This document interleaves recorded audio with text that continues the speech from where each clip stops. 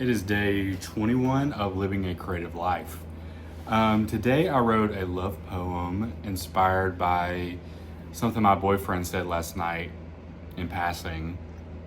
He's super southern and country, and he makes up like these like southern idioms, sayings just out of nowhere.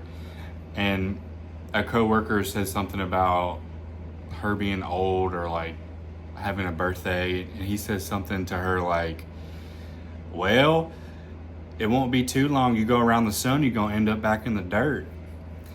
And I thought that was so funny. I'm probably botching it. I'm gonna have to get him to tell me what he said exactly, but basically like going around the sun again and then ending up in the dirt. And so I wrote this poem, and I think I'll read it. I wrote it on a little piece of paper. I would go up to the sun, open my mouth, burn my tongue, and go back down to the dirt and bury myself in you. Wow, I just felt kind of emotional about that. It's crazy being in love. It inspires my creativity, that's for sure. I like how sparse that poem is, and I would go up to this burning ball and burn myself, and then I would come back down and be surrounded by you. And it's comforting, and I think it's beautiful. And for me to write in such short language, like how I feel about someone, is a creative challenge, because love poems can, like, when I first started off, love poems were so cheesy, and it's hard to write about love. A lot of my poetry used to be about struggles with mental illness, resentments, revenge, dark depression, like my anxieties. And these days it's a lot about how I've healed, how I feel more complete, like I feel more self-actualized, and how I have energy now, and how I'm inspired by the little moments in life, and practicing mindfulness and finding beauty in small, quiet moments in nature and people and art and creativity.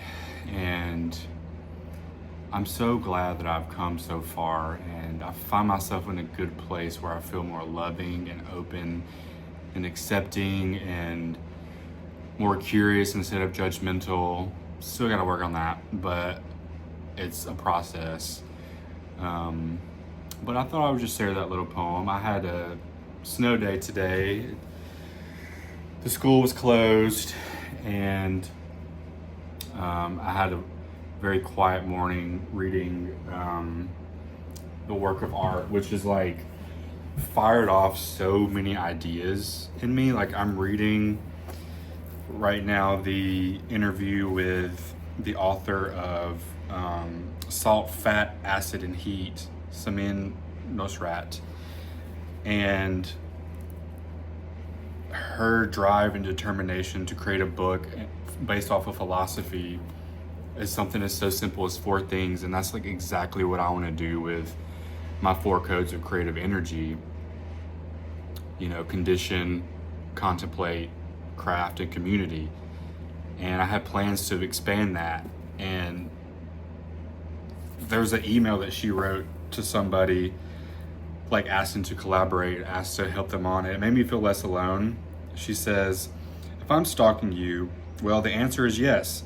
I'm obsessed with your work, obsessed. And I have a secret dream, parentheses, about to be not so secret, that we can collaborate, and that you'll illustrate the cookbook. Let's call it better than a cookbook, actually, that I'm starting to work on. I love your work. You are the Myra Coleman of my generation. I am wacky. I write, I teach, I cook, and I'm writing a book that would teach people how to cook. You're probably thinking I'm a Yahoo. You're right. Just the boldness of that, and like that is such a good pitch. Like if someone wrote me an email like that, I would be like, yep, we're working together, absolutely 100%. And you know, it makes me feel less alone because like I need help with the things I'm doing coming up, and I want to curate events and bring in the best artists in Memphis. And I have been scared to reach out to people, but now it's starting to get easier. And it's like, you know, if I get rejected, rejection is protection. And I feel, like I said, more loving and open and not afraid to express that I care about someone or that I like someone's work. And I hope you can take away something from this. I'm feeling very sentimental and vulnerable today. So thanks for watching.